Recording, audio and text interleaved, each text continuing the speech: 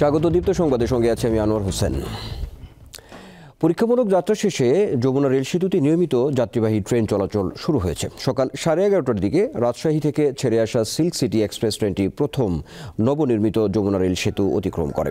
এরই সাথে বঙ্গবন্ধু সেতুতে ট্রেন চলাচল বন্ধ হয়ে যায়।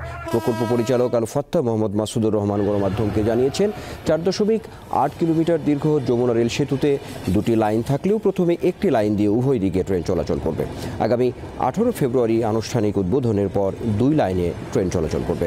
যমুনা রেল সেতু নির্মাণ প্রকল্পে ব্যয় হয়েছে 16,780 কোটি 96 লাখ টাকা।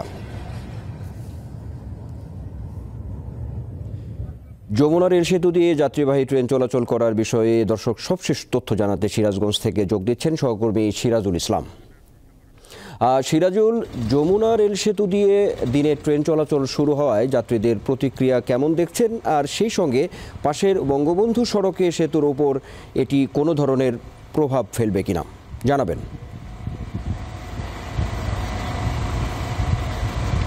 আনোয়ার ভাই, আপনাকে ধন্যবাদ। আপনাকে জানিয়ে রাখি যে যমুনা রেল সেতুর পাশে যমুনা রেল সেতু কিন্তু আজকে সকালেই কিন্তু 11:30টার দিকে রাজশাহী থেকে ছেড়ে আসা যে ঢাকাগামী সিটি ট্রেনটি কিন্তু 11:30টার দিকে এই নতুন নির্মিত যমুনা রেল সেতু অতিক্রম করে। এ কারণে কিন্তু যাত্রীদের কিন্তু আমরা উল্লাস দেখেছি এবং যাত্রীরা যেটা বলছে যে যমুনা সেতুর উপর দিয়ে কিন্তু রেল চলাচলের কারণে কিন্তু তাদেরকে অনেকটাই ভোগান্তি পোহাতে হচ্ছে। কারণ যমুনা সেতুর পাশেই কিন্তু যমুনা যে রেল সেতু তৈরি করা হয়েছিল, সেই রেল সেতুর উপরে কিন্তু 20 কিলোমিটার গতিতে কিন্তু এই ট্রেন চলাচল করে থাকতো। সে কারণে কিন্তু অনেকটাই ভোগান্তি পোহাতে হয়েছে। সে কারণে সরকার কিন্তু পাশেই যে যমুনা দেশের সবচেয়ে বড় রেল সেতু নির্মাণ করা হয়েছে 4.8 কিলোমিটার, সেই সেতুটি দীর্ঘ প্রতীক্ষার পর কিন্তু আজকে খুলে দেওয়া হয়েছে যাত্রীদের জন্য। এই প্রথম কিন্তু এই সেতুর উপর দিয়ে কিন্তু ট্রেন চলাচল শুরু হয়েছে। সকালে কিন্তু 11:30টার দিকে কিন্তু ট্রেনটি কিন্তু চলাচল করছে এবং এখানকার যাত্রীদের সাথে কথা বলেছি, তারা যেটা জানিয়েছে তারা অনেকটাই আনন্দিত এবং উৎসাহিত। একটা বিষয় আপনাকে জানিয়ে রাখি যে এই ট্রেন চলাচল করার কারণে কিন্তু এই এলাকার ব্যবসা বাণিজ্যের কিন্তু অনেকটা উন্নতি ঘটবে এবং যারা ব্যবসায়ীরা রয়েছে তারাও কিন্তু বলছে যে আগে কিন্তু যে মালবাহী ট্রেন কিন্তু এই যমুনা রেল সেতুর উপর দিয়ে চলাচল করতে পারছো না, সে কারণে কিন্তু তারা অনেকটা আনন্দিত। এবং যেখানকার যিনি প্রকল্প কর্মকর্তা রয়েছে আবু মোহাম্মদ ফাত্তাহ রহমান, তিনি যেটা জানিয়েছে যে যমুনার পাশে যে সেতু পুরনো রেল সেতু রয়েছে সেটা কিন্তু বন্ধ করে দেওয়া হবে এবং এই যে নতুন নির্মিত রেল সেতুটি রয়েছে এটা কিন্তু এই সেতুর উপর দিয়ে কিন্তু আসলে ট্রেন চলবে। তো আজকে সারাদিনই কিন্তু ট্রেন চলাচল অব্যাহত থাকবে এবং নিয়মিতভাবেই ট্রেন চলাচল কিন্তু এই নতুন নির্মিত সেতুর উপর দিয়ে চলাচল করবে। আর এই ছিল কিন্তু আমার কাছে সিরাজগঞ্জ থেকে রেল চলাচলের সর্বশেষ খবর। আনোয়ার, ধন্যবাদ আপনাকে। সিরাজগঞ্জ থেকে যুক্ত ছিলেন সহকর্মী সিরাজুল ইসলাম। এবার পরের প্রসঙ্গ। পিলখানায় বিডিআর বিদ্রোহের ঘটনায় চাকরিচ্যুতদের পুনর্বহাল সহ 8 দফা দাবি জানিয়েছে ভুক্তভোগীরা। দাবি আদায়ে কেন্দ্রীয় শহীদ মিনারে অবস্থান কর্মসূচি পালন করছেন ক্ষতিগ্রস্তরা। 8 দফা দাবির মধ্যে ভুক্তভোগীদের ক্ষতিপূরণ দেয়া ও বিডিআর বিদ্রোহের ঘটনায় দায়ের করা মামলায় এখনও আটক নিরপরাধ বিডিআর সদস্যদের মুক্তির দাবি জানানো হয়েছে। ভুক্তভোগীরা বলছেন, বিডিআর বিদ্রোহের ঘটনায় দায়ের করা মামলায় সঠিক বিচার হয়নি। নতুন করে তদন্ত ও বিচারের দাবি জানিয়েছেন ক্ষতিগ্রস্ত বিডিআর সদস্যদের স্বজন। আজ দুপুরের মধ্যে দাবি পূরণ না হলে কঠোর কর্মসূচির হুঁশিয়ারিও দিয়েছেন আন্দোলনকারীরা।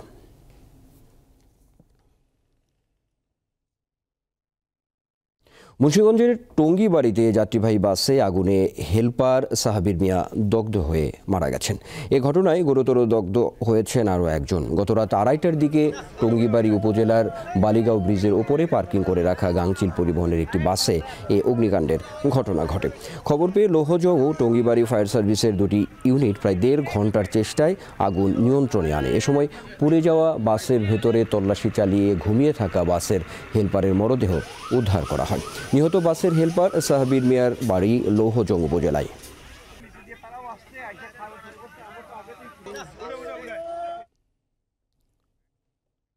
পটুয়াখালীর আলোচিত কন্টেন্ট ক্রিয়েটর ও জুলাই বিপ্লবের সমন্বয়কারী নুরুজ্জামান কাফির বাড়িতে আগুন দিয়েছে দুর্বৃত্তরা।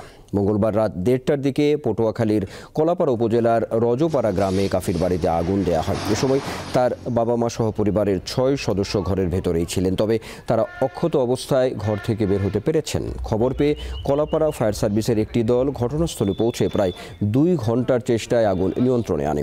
আগুনে ব্যাপক ক্ষয়ক্ষতি হয়েছে। কারা এই অগ্নিকাণ্ডের ঘটনা ঘটিয়েছে সেটি নিশ্চিত করতে পারেনি প্রশাসন। কাফি জুলাই আন্দোলনের একজন সমন্বয়কারী। ময়মনসিংহে অপারেশন ডেভিল হান্টের অভিযানে 22 জনকে আটক করেছে পুলিশ। গত 24 ঘন্টায় মহানগর ও জেলার বিভিন্ন উপজেলায় অভিযান চালিয়ে তাদের আটক করা হয়। বুধবার সকালে পুলিশ সুপার কাজী আখতারুল আলম গ্রেপ্তারের বিষয়টি নিশ্চিত করেন। গ্রেপ্তারকৃত সকলে আওয়ামী লীগ ও এর সহযোগী সংগঠনের রাজনীতির সাথে সম্পৃক্ত এবং বিভিন্ন রাজনৈতিক মামলার আসামি। আটককৃতদের বিভিন্ন মামলায় গ্রেপ্তার দেখিয়ে আদালতে প্রেরণ করা হবে বলে জানিয়েছেন তিনি। অপারেশন ডেভিল হান্টে গাজীপুর মহানগর পুলিশের অভিযানে গ্রেপ্তার হয়েছে আরও 40 জন। এছাড়া গাজীপুর জেলায় গ্রেপ্তার হয়েছে আরও 8 জন।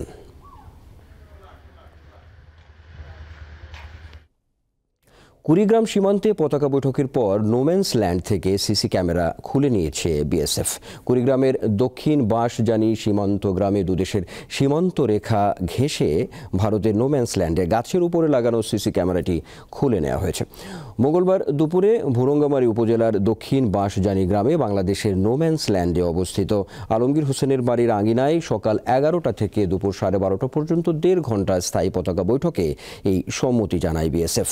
বৈঠকে বিজিবির পক্ষে কুড়িগ্রামস্থ 22 বিজিবি ব্যাটালিয়নের অধিনায়ক লেফটেন্যান্ট কর্নেল মোহাম্মদ মাহমুদুল হাসান এবং বিএসএফের পক্ষে 162 বিএসএফ ব্যাটালিয়নের কমান্ড্যান্ট অনিল কুমার মনুস নেতৃত্ব দেন। এর আগে রোববার রাতে বিএসএফ অতি সংগোপনে আন্তর্জাতিক সীমানা পিলার 978-এর 9S সাব পিলারের পাশে ভারতের নোম্যান্স ল্যান্ডে গাছের উপর সিসি ক্যামেরাটি লাগায়। এ ঘটনাকে কেন্দ্র করে সোমবার দিনভর বিজিবি এবং বিএসএফের ক্যাম্প এবং কোম্পানি কমান্ডার পর্যায়ে কয়েক দফা তাৎক্ষণিক পতাকা বৈঠক হলেও সুরাহা না হওয়ায় মঙ্গলবার ব্যাটালিয়ন কমান্ডার পর্যায়ে বৈঠকটি অনুষ্ঠিত হয়।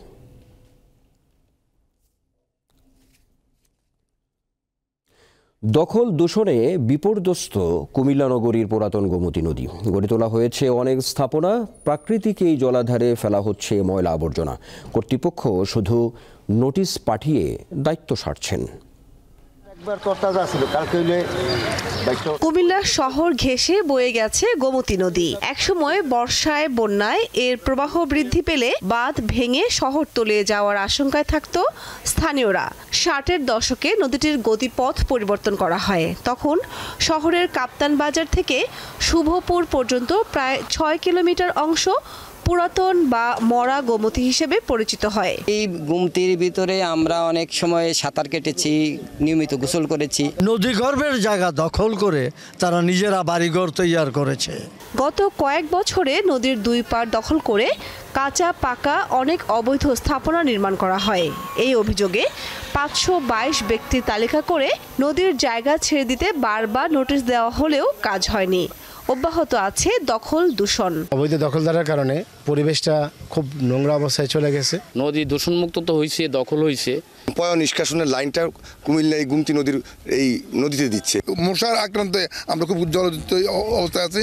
ময়লা মুক্ত করে আমাদের নদীর পাড়ের মানুষকে স্বাস্থ্যসম্মত বেঁচে থাকার অধিকারটা আমাদেরকে ফিরিয়ে দেন। পুরাতন গোমতী নদী সহ কুমিল্লা নগর এলাকার বহুমাত্রিক উন্নয়নের জন্য 2021 সালের ডিসেম্বরে একনেক সভায় 1,500 কোটি টাকার একটি প্রকল্প অনুমোদন হয়। পানি উন্নয়ন বোর্ডের সাথে কথা বলে ওনাদের এনওসি নিয়ে আমরা অগ্রসর হব। আমাদের প্রজেক্টের মেয়াদ আরও 1 বছর বেড়েছে। আশা করি এই প্রকল্পের বিশেষ করে এই কম্পোনেন্টের একটা ফিজিক্যাল অ্যাপিয়ারেন্স আমরা দেখতে পাবো। গোমতীর অনেকটা অংশ কচুরিপানা ও আবর্জনায় ভরে আছে। নষ্ট হচ্ছে নদীর পানি, ফলে স্বাস্থ্য ঝুঁকির মধ্যে আছেন 2 পাড়ের বাসিন্দারা। দীপ্ত বার্তা কক্ষ। শান্তমারিয়াম ফাউন্ডেশন ডে উপলক্ষে আয়োজিত 3 দিন ব্যাপী কর্মসূচি শেষ হয়েছে। ফাউন্ডেশনের প্রতিষ্ঠাতা চেয়ারম্যান বীর মুক্তিযোদ্ধা মরহুম ইমামুল কবির পাছার ৭১তম জন্মদিন মঙ্গলবার এই কর্মসূচি শেষ হয়। এ উপলক্ষে আয়োজিত আলোচনা সভায় বক্তব্য রাখেন শান্তমারিয়াম ফাউন্ডেশনের চেয়ারম্যান ডাক্তার আহসানুল কবির, শান্তমারিয়াম বিশ্ববিদ্যালয়ের বোর্ড অব ট্রাস্টিজের চেয়ারম্যান অধ্যাপক মুস্তাফিজুল হক, শান্তমারিয়াম বিশ্ববিদ্যালয়ের ভাইস চ্যান্সেলর ডক্টর শাহী আলম এবং কুরিয়ার সার্ভিসেস অ্যাসোসিয়েশন অব বাংলাদেশের প্রেসিডেন্ট জনাব হাফিজুর রহমান পুলক। পরে বিশ্ববিদ্যালয়ের কালচারাল ফোরাম এবং শান্তমারিয়াম একাডেমির শিক্ষার্থীরা মনোমুগ্ধকর সাংস্কৃতিক পরিবেশনায় অংশ নেন।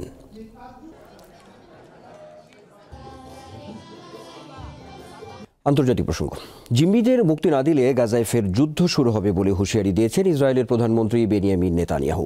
মঙ্গলবার ইসরায়েলের নিরাপত্তা মন্ত্রিসভা বৈঠকের পর নেতানিয়াহু এক বিবৃতিতে একথা বলেন। তিনি জানান, হামাস শনিবার দুপুরের মধ্যে জিম্মিদের ফিরিয়ে না দিলে গাজায় যুদ্ধবিরতি বাতিল করা হবে। এদিকে গাজা থেকে ফিলিস্তিনিদের সরিয়ে নিতে জর্ডানের বাদশাহ দ্বিতীয় আবদুল্লাহকে চাপ দিয়েছেন যুক্তরাষ্ট্রের প্রেসিডেন্ট ডোনাল্ড ট্রাম্প, কিন্তু বাদশাহ আবদুল্লাহ তা দৃঢ়ভাবে উপেক্ষা করেছেন। তিনি বলেছেন, ফিলিস্তিনিদের না সরিয়েই গাজা পুনর্গঠন করা হবে। বিষয়ে আরব দেশগুলো একমত। ফ্রান্সের প্যারিসে অনুষ্ঠিত সম্মেলনে ঘোষণা করা আন্তর্জাতিক কৃত্রিম বুদ্ধিমত্তা AI সনদে স্বাক্ষর করতে অস্বীকৃতি জানিয়েছে যুক্তরাজ্য ও যুক্তরাষ্ট্র। তবে ওই ঘোষণায় ফ্রান্স, চীন ও ভারত সহ 7টি দেশ স্বাক্ষর করেছে। ঘোষণার সব অংশের সঙ্গে একমত হতে পারেনি যুক্তরাজ্য, তাই তারা শুধু জাতীয় স্বার্থের সঙ্গে সঙ্গতিপূর্ণ উদ্যোগগুলোতে স্বাক্ষর করবে। এদিকে সম্মেলনে মার্কিন ভাইস প্রেসিডেন্ট জেডি ভ্যান্স বলেছেন, ট্রাম্প প্রশাসন নিরাপত্তার চেয়ে অর্থনৈতিক প্রবৃদ্ধিকে অগ্রাধিকার দেওয়া উচিত বলে মনে করছে। চুক্তির মূল লক্ষ্য হল AI প্রযুক্তির সমতা ও প্রবেশাধিকার নিশ্চিত করা, AI উন্নয়নকে স্বচ্ছ, নিরাপদ করা এবং মানুষ ও পরিবেশের জন্য টেকসই AI নিশ্চিত করা। স্পেনের ক্যানারি দ্বীপপুঞ্জের বিভিন্ন উপকূল থেকে 389 জন অবৈধ অভিবাসীকে উদ্ধার করা হয়েছে।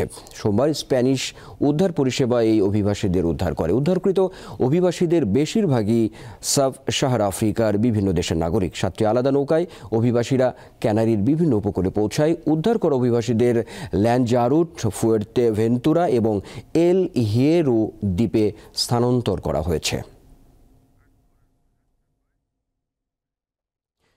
পৃথিবীর অভ্যন্তরীণ কেন্দ্রের আকৃতি বদলে গেছে বলে জানিয়েছে একদল বিজ্ঞানী। গত 20 বছরে এই পরিবর্তন হয়েছে।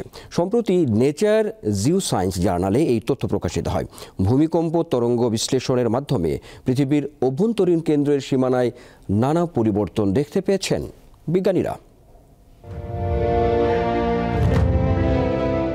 বদলে যাচ্ছে পৃথিবী।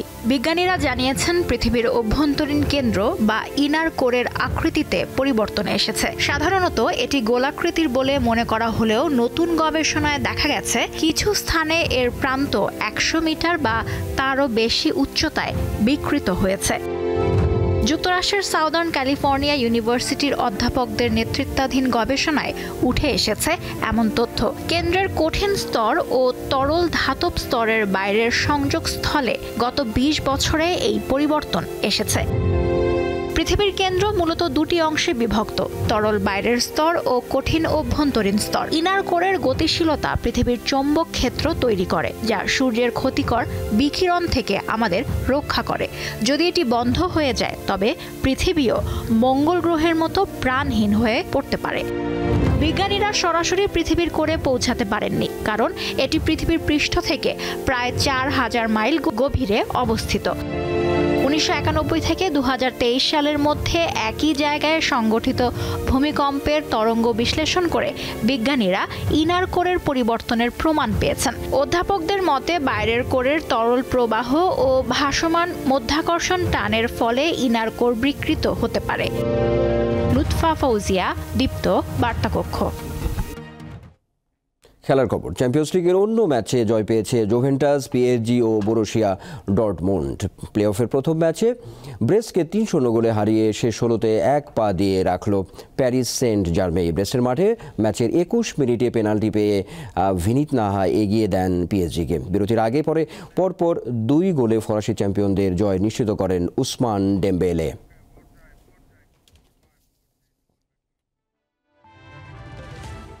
দর্শক, এই ছিল এখনকার মতো। আমাদের পরের সংবাদ বেলা 2টায় দেখার আমন্ত্রণ রইল। আর সর্বশেষ তথ্য বিনোদনের সব খবর জানতে আপনি যুক্ত থাকুন দীপ্ত ডিজিটাল প্ল্যাটফর্মগুলোতে। ধন্যবাদ সবাইকে।